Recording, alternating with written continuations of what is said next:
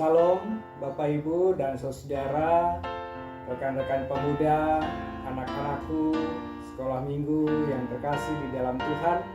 Malam hari ini kita berjumpa kembali dalam kebaktian rumah tangga di Minggu Pekan Keluarga Gereja Kristen Pasundan. Dan saya bersyukur pada malam hari ini dapat melaksanakan KRT dengan keluarga Bapak Japetson Tarigan. Selamat malam Bapak Ibu. Terima kasih sudah berkenan meluangkan waktu untuk kita ngobrol bersama pada malam hari ini. Dan kiranya obrolan kita malam hari ini boleh menjadi berkat bagi jemaat GKP Ujung Berung, khususnya yang umumnya juga nanti saudara kita yang menonton acara kita pada malam hari ini. Baik, Bapak Ibu dan saudara yang terkasih di dalam Tuhan, kita akan mulai dengan berdoa untuk menaikkan syukur kita kepada Tuhan.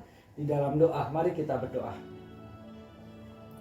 Segala puji dan hormat kami persembahkan kehadirat-Mu yang kudus ya Bapa. Terima kasih untuk berkat-Mu hari ini yang telah Tuhan anugerahkan dalam kehidupan kami hari lepas hari, dalam kekuatan, dalam kesehatan, dalam berkat-berkat jasmani, dan juga dalam kehidupan keluarga kami melalui kehidupan relasi yang baik suami istri, orang tua dengan anak, dan bahkan juga melalui keharmonisan yang Tuhan berikan kepada kami. Terima kasih ya Tuhan, kami sebagai keluarga Kristen, Gereja Kristen Pasundan, kami boleh bersyukur bersama dapat ikut ambil bagian dalam Pekan Keluarga Gereja Kristen Pasundan untuk mensyukuri anugerah penyertaan Tuhan terhadap gereja-Mu selama 87 tahun Gereja Kristen Pasundan berkiprah di tanah Jawa bagian barat ini.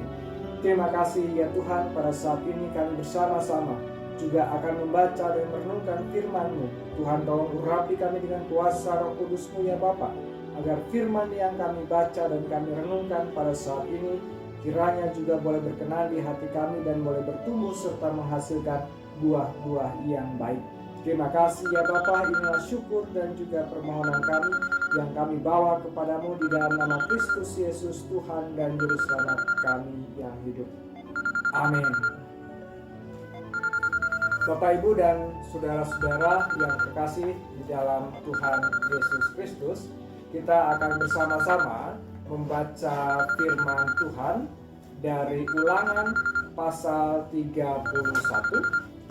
Ulangan pasal 31. Ulangan pasal 31 ayatnya yang ke-10 sampai dengan ayatnya yang ke-13. Ulangan pasal 31 ayat 10 sampai dengan ayatnya yang ke-13. Ulangan pasal 31 ayat 10 sampai dengan ayatnya yang ke-13.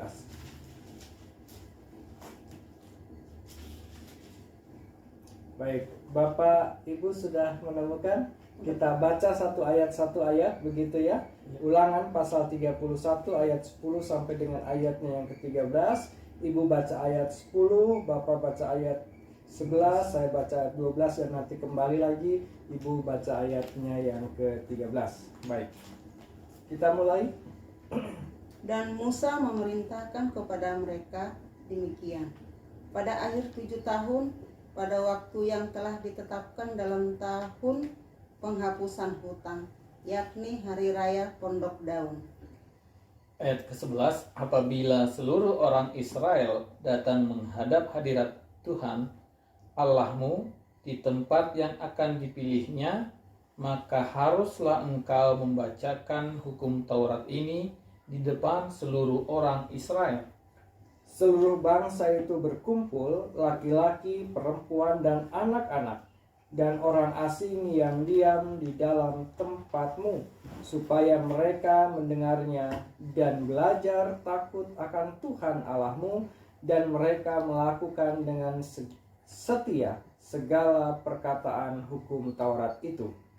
Dan supaya anak-anak mereka yang tidak mengetahuinya dapat mendengarnya dan belajar takut akan Tuhan Allahmu selama kamu hidup di tanah kemana kamu pergi menyeberangi sungai Yordan untuk mendudukinya. Baik, terima kasih Pak Jefferson dan juga Ibu yang sudah bersama-sama membaca Alkitab pada malam hari ini. Bapak Ibu dan saudara-saudara yang terkasih di dalam Tuhan Yesus Kristus, dan juga teristimewa Pak Jefferson dan juga Ibu yang bersama-sama kita akan mencoba mendiskusikan dari apa yang tadi kita baca gitu ya, tentang firman Tuhan bagian dari Ulangan pasal 31 ayat 10 sampai dengan ayatnya yang ke-13. Bapak Ibu dan Saudara, malam hari ini kita bersama-sama akan belajar dari tokoh Musa tentang hal mendidik anak gitu ya. Betul. Ini kalau mendidik anak ini kayaknya sesuatu hal yang menarik sih gitu ya. Apalagi Pak Jefferson ada tantangannya juga, Pak. Ada tantangannya juga. Iya. Nah, kalau boleh diceritakan Pak, kira-kira tantangannya tuh seperti apa? Kenapa tantangan itu bisa disebut menarik atau dirasa menarik oleh Pak Jefferson? Karena setahu saya gitu ya, saya pernah bertanya kepada para orang tua yang mereka punya anak kecil begitu, usia 5 tahunan, 7 sampai 7 tahun, dalam satu acara pembinaan. Saya tanya, apakah atau bagaimana rasanya ketika mendidik anak-anak mereka?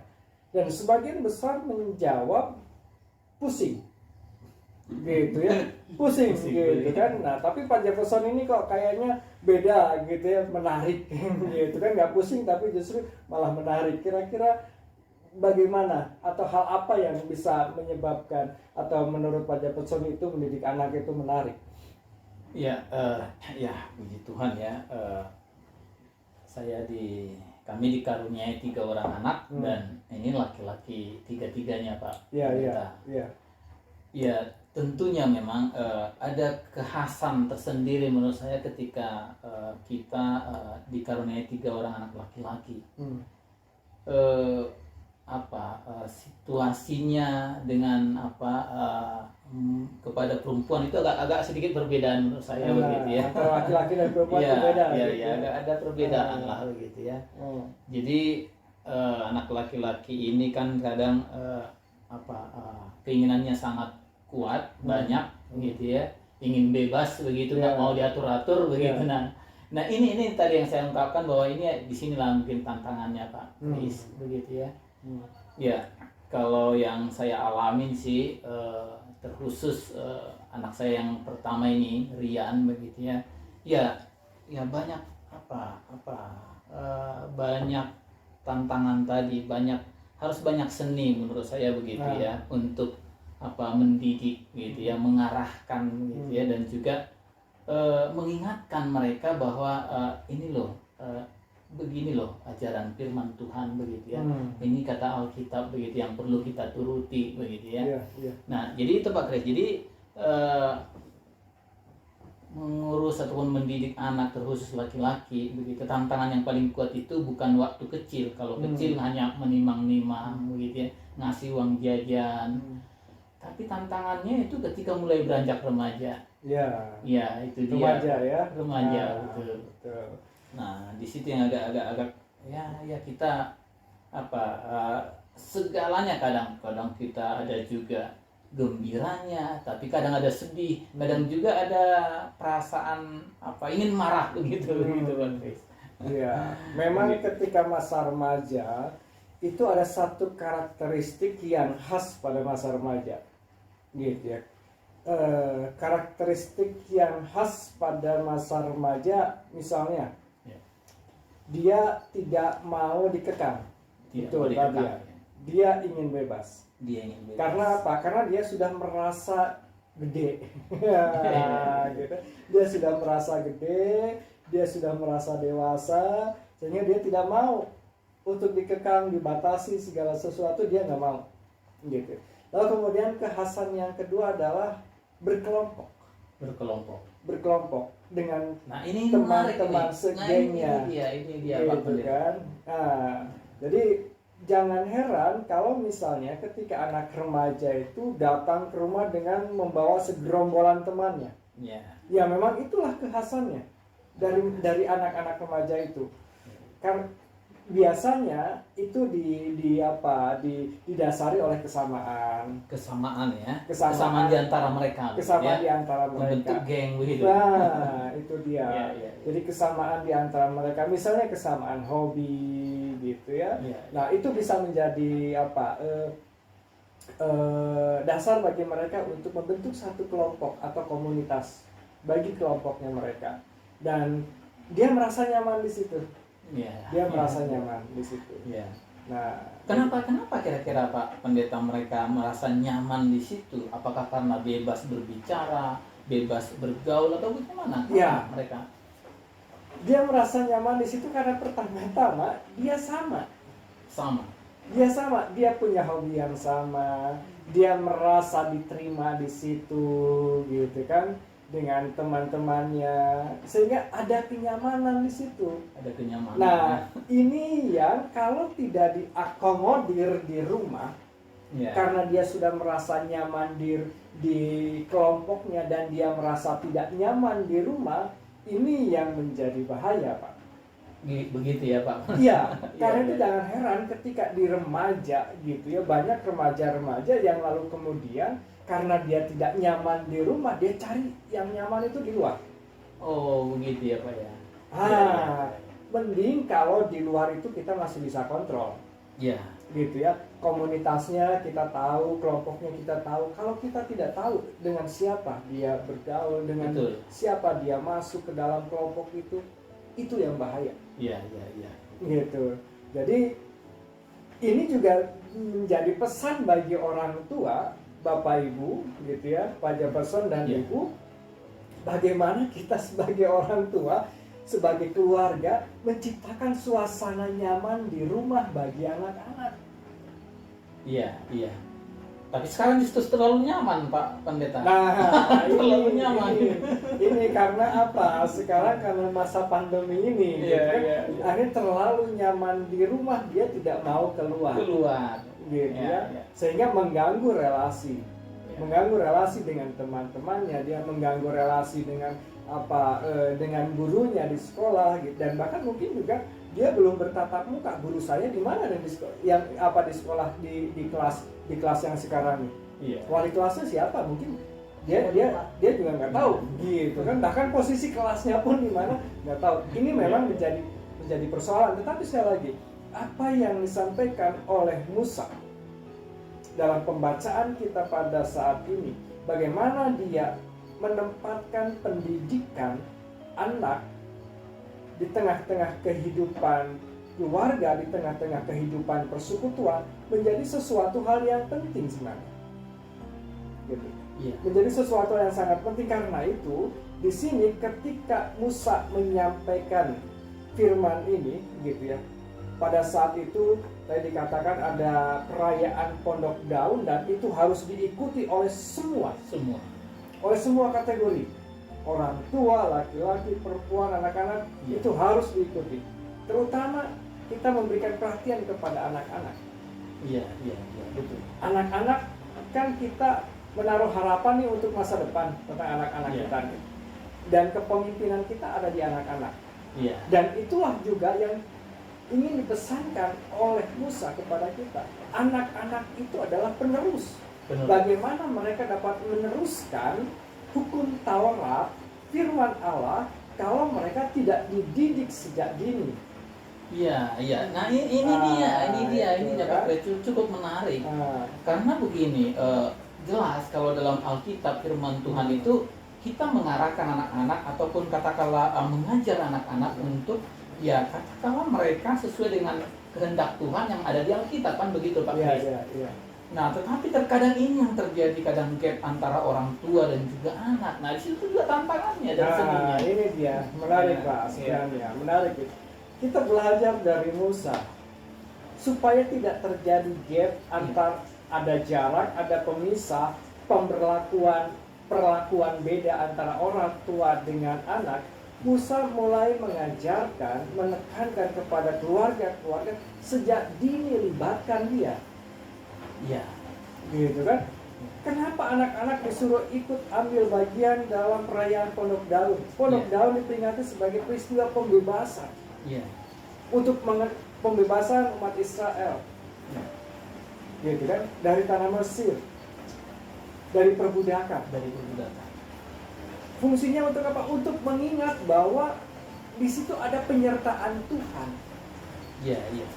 Itu yang mau diajarkan, ditanamkan sejak dini. Dan bahkan tadi Musa pun menyebutkan supaya membacakan hukum Taurat itu kepada mereka. Bagaimana mereka tahu hukum Taurat kalau mereka tidak pernah mendengar tentang hukum Taurat itu sendiri? Iya. Jadi harus sejak dini mereka dilibatkan. Nah, ini yang menjadi persoalan kita pada saat ini. Contoh sederhananya lah, Pak, gitu ya. Ketika KRT, coba. Iya. Bagaimana kita memperlakukan anak-anak ketika KRT? Iya, benar. Nggak diajak anak-anak. Ya, kan gitu kan. Itu. Bahkan kalau ada yang Masih dengan ikut, HP. Iya. kamu diam dulu. Iya. Diam, jangan ganggu. Artinya apa? Kita menganggap anak itu sebagai pengganggu. Iya. Iya kan? Shh, jangan ganggu, orang tua lagi kebaktian. Iya. Karena anak-anak nggak boleh ikut kebaktian. Iya. Tuhan kan bilang, Tuhan Yesus kan bilang menyambut, jangan halang-halangi anak. Mereka inilah yang akan mewarisi kerajaan Allah. Yesus memberkati anak-anak, melindungi, memberikan haknya kepada anak-anak. Lah, kita sebagai orang tua malah menghalangi mereka. Nah, ini yang kadang-kadang secara tidak sadar gitu ya, kita sudah merampas hak mereka. Iya. Gitu, sudah merampas hak mereka, padahal kalau kita membaca hak anak dalam konvensi PBB, hak pendidikan itu harus didapatkan oleh mereka. Formal baik non formal. Iya, gitu ya, Pak. baik formal maupun non formal. Non formal itu kan di keluarga, gitu kan. Nah, kadang-kadang kita sebagai orang tua dan bahkan sebagai gereja sekalipun, Iya. kita merampas hak itu. Iya. Gitu. Jadi gimana kira-kira Pak Pendeta kalau agar hak mereka tidak terampas begitu ya? Karena situasinya kan sekarang ini agak berbeda ya. Ini di zaman modern ini fasilitas cukup adalah begitu ya, teknologi sudah maju, kemudian juga media komunikasi juga sudah ada begitu.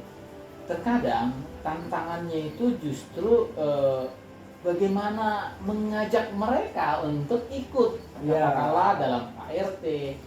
Kalau dalam kebaktian minggu mungkin masih bisa kita ajak lah, tapi terkhusus di kebaktian rumah tangga ini, yang pertama kan waktunya kan bersamaan dengan sekolah kadang. Kalau hari Minggu yang libur, oke lah, nggak ada alasan bagi mereka. Tapi terkadang orang bilang PR lah atau lagi belajar lah, nah itu dia Pak Kris. Ini yang menjadi tantangan sekarang, gitu ya, dihadapi oleh keluarga-keluarga, oleh gereja. Nah, tapi yang mau saya katakan adalah bahwa tidak mudah memang untuk memulai, gitu kan, untuk membiasakan itu. Tapi harus dimulai dari keluarga. Keluarga menjadi laboratorium untuk pertumbuhan iman, pengenalan iman, dan bahkan juga mempraktekkan iman. Jadi keluarga, kita mulai dari keluarga, gitu. Dengan sederhananya adalah ibadah keluarga. Mungkin jangan terlalu diasumsikan ibadah itu harus panjang lebar gitu segala macam. Tidak perlu. Misalnya dengan berdoa bersama saja,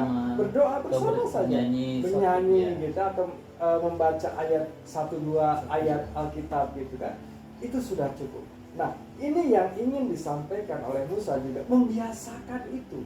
Supaya apa? Supaya anak-anak terbiasa mendengar tentang firman Allah. Gitu. Kalau sudah terbiasa, maka itu akan menjadi sebuah kebutuhan ketika dia tidak melakukan, ada yang kurang. Ada yang kurang. Saya haus, saya lapar. Sama seperti kalau makan itu menjadi sebuah kebutuhan, kalau kita tidak makan maka kita lapar. Akan lapar. Gitu kan? Ya. Iya. Saya pernah membaca begitu ya, sekilas lah. Yang pertama-tama itu katanya proses pembiasaan dulu, kebiasaan, Betul. lalu dia akan nanti pada akhirnya akan menjadi Habit. kesenangan atau ya kebiasaan ya, Kebiasaan. lalu akan menjadi kesenangan pada akhirnya nanti tingkat tertingginya katanya.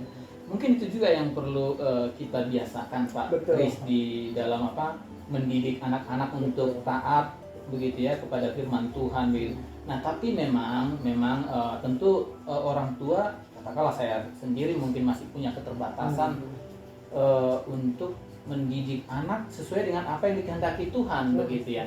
Nah pengalaman Pak Kris kira-kira seperti apa sih begitu ya, agar bisa katakanlah mendidik anak tadi dengan baik seturut dengan apa yang dikehendaki Tuhan. Ya, ini terkait dengan pola asuh.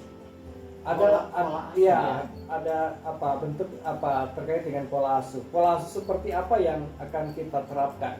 Iya. Karena kan harapan kita terhadap anak, misalkan anak yang menjadi penurut, anak yang takut akan Tuhan, Iya. dan sebagainya, Betul. gitu kan? Iya. Nah itu sangat tergantung dari pola asuh. Ada 3 bentuk pola asuh. Oh iya. Jadi, pertama pola asuh yang bersifat otoriter. Otoriter artinya kita menekankan kepada anak supaya kamu tunduk, patuh, taat. Satu. Nah, tapi kelemahannya adalah dia jadi penakut. Jadi penakut. ya? Dia penakut karena Iya. apa? Karena dia di bawah tekanan. Harus patuh. begitu Harus ya? patuh Iya. gitu. Lalu yang kedua adalah autoritatif. Autoritatif. Autoritatif. Iya. Autoritatif ini dia lebih ke demokratis. Iya. Nah, kalau kita misalnya diskusi misalnya tadi, ayo kita bikin kebaktian rumah tangga yuk. Iya. Yuk di rumah gitu ya. Iya. Atau kita buat aturan setiap jam 7 kalian harus ada di rumah, kita akan menyelenggarakan kebaktian keluarga. Iya. Terus anaknya bilang, "Wah, jam segitu mas saya belum pulang atau Iya. saya belum selesai mengerjakan tugas." Iya. Nah, orang tua ada komunikasi, ada dialog, sehingga ada kesepakatan lah di situ antara orang tua dengan anak.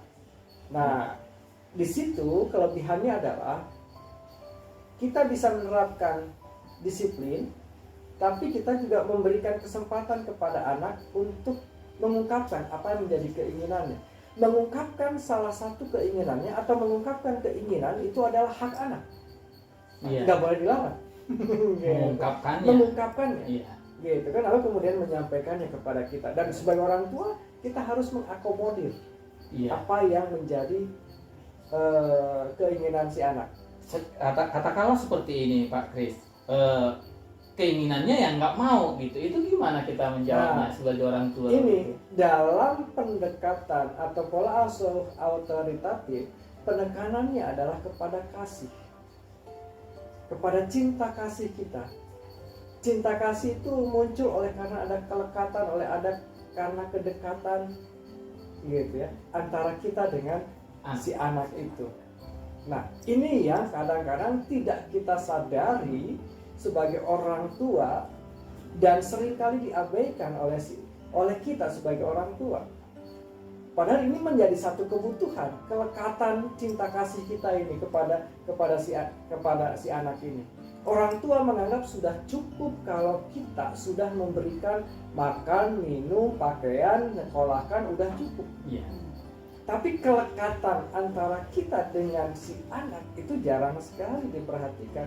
Padahal itu menjadi salah satu kunci sukses keberhasilan kita dalam mendidik anak kita. Gitu ya. Nah, kemudian yang ketiga itu permisif. Permisif itu bebas, silahkan kalian mau ngapain, anak kita mau ngapain, nggak ada aturan. Yang penting kamu senang, sok lakukan.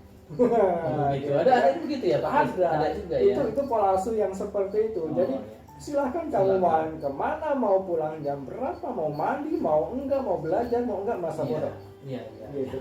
Bebas. Saja. Nah, pertanyaannya adalah apa yang mau diharapkan dari anak yang dengan pola asuh yang seperti itu? Pola asuh yang bebas begitu ya Pak? Iya.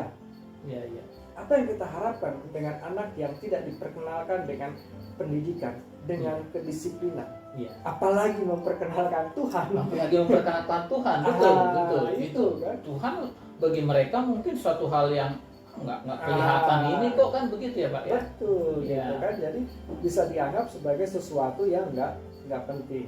Gitu. Nah, jadi sekali lagi Bapak Ibu dan saudara, termasuk juga anak-anakku yang dikasih Tuhan, gitu ya, jangan abaikan didikan dari orang tua, gitu ya. Dan juga orang tua jangan lupa untuk terus menjalankan perannya sebagai orang tua untuk mendidik anak-anak kita. Gitu ya. Sama seperti Musa sudah mempersiapkan sejak dini untuk meneruskan kepemimpinan dia. Karena itu ajarkan sejak dini. Gitu ya, kita Pak Jefferson, ibu saya tidak selalu seperti ini. Iya. Nanti lama-lama menua. Siapa yang akan melanjutkan? Anak-anak kita. Ayo dimulai dari sekarang. Pas kebetulan saat ini momennya adalah sangat baik, pekan keluarga. Gitu ya.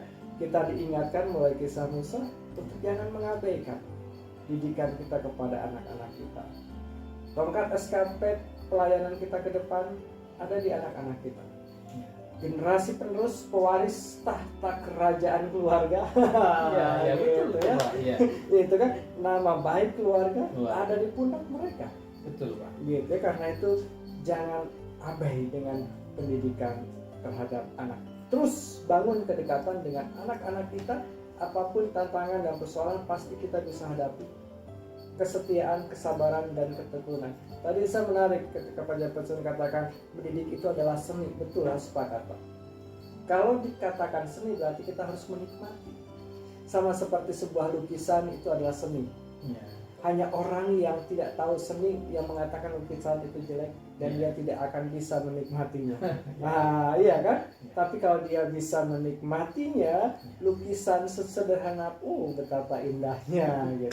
Nah, seperti itulah mendidik anak-anak kita. Demikian mungkin renungan kita malam hari ini. Terima kasih banyak Pak Jefferson, Ibu yang sudah sharing bersama pada malam hari ini. Sekali lagi kiranya melalui percakapan kita malam hari ini boleh menjadi berkat, terlebih juga boleh menjadi kemuliaan bagi nama Tuhan.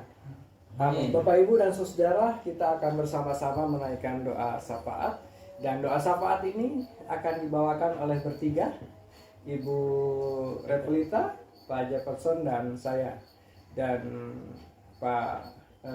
Ibu Repulita akan mendoakan untuk anak-anak kita supaya mereka tumbuh dewasa, gitu ya, menjadi calon-calon pemimpin yang meneruskan obor iman kita.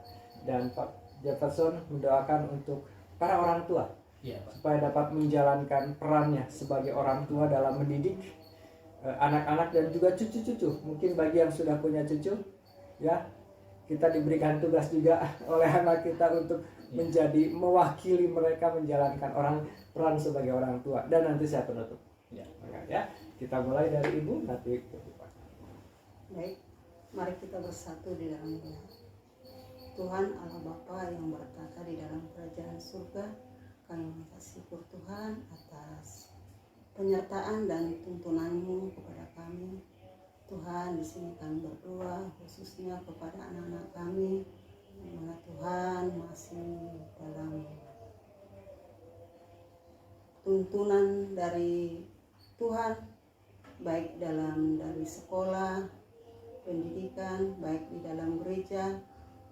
Tuhan, tolonglah anak-anak kami ini supaya anak-anak yang takut akan Tuhan, begitu juga mengerti akan firman-Mu ya Tuhan.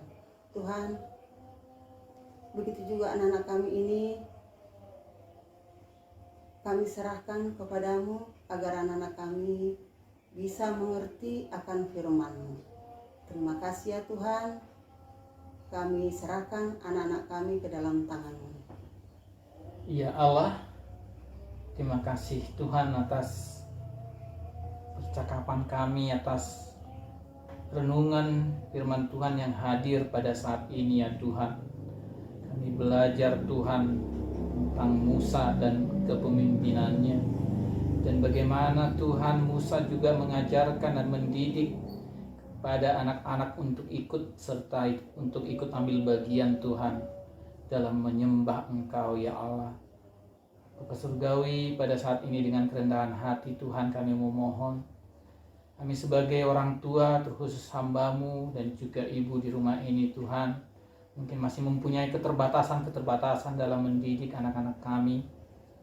Bapa, untuk itu Tuhan kami senantiasa memohon kepada-Mu, agar Engkau senantiasa hadir Tuhan tengah-tengah keluarga kami ini, untuk mendidik dan mengajari kami Tuhan, agar bisa mendidik anak penuh kasih Tuhan, agar kami mempunyai kedekatan yang baik dengan anak-anak kami ini ya Tuhan. Demikian juga Tuhan bagi anggota jemaat-Mu sebagai orang tua, yang pada saat ini tentunya Tuhan ada banyak tantangan yang kami hadapi sebagai orang tua dalam mendidik anak di tengah majunya teknologi dan juga informasi. Demikian juga dengan banyaknya Tuhan penggunaan media internet dan juga gadget yang dipergunakan.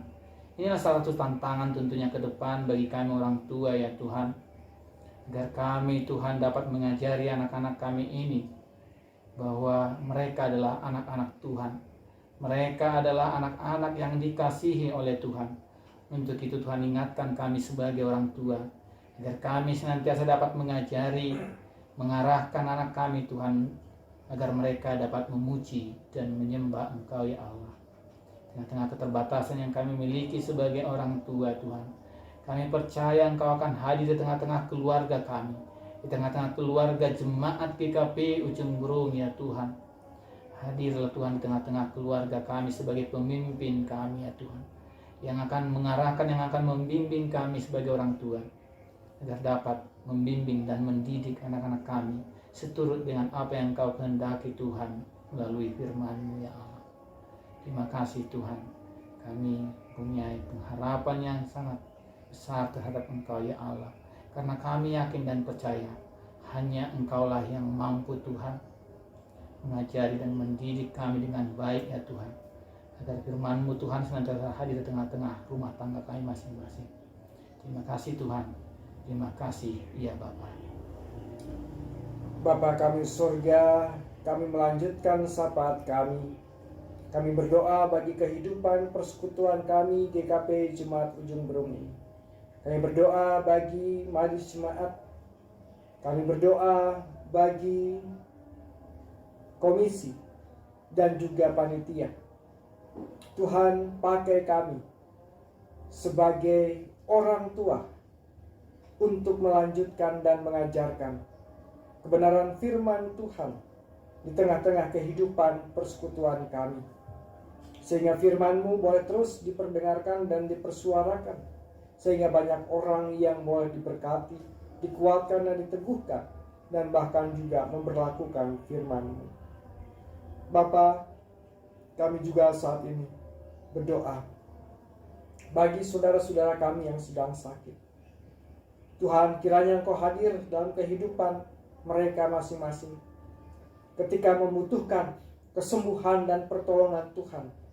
Kiranya juga Tuhan hadir menjamah, mengurapi, dan menyembuhkan mereka dari segala sakit penyakitnya. Demikian juga ketika saat ini ada yang kehilangan pengharapan, ada dalam keputusasaan, Tuhan hadir menguatkan, meneguhkan, dan memberikan pengharapan pada mereka. Ya Tuhan, kami pun saat ini berdoa bagi kehidupan bangsa dan negara kami dengan segala tantangan dan pergumulan yang dihadapi oleh bangsa dan para pemimpin kami Tuhan. Engkau yang boleh memberikan hikmat kepada mereka, memberikan kebijaksanaan dan bahkan keberanian untuk mengambil langkah-langkah strategis dalam rangka menyelesaikan setiap persoalan-persoalan yang kami hadapi, sehingga dapat berdampak pada terciptanya kehidupan yang lebih baik.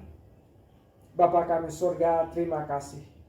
Kami ingin menyerahkan seluruh kehidupan keluarga kami satu demi satu, atau keluarga lepas keluarga.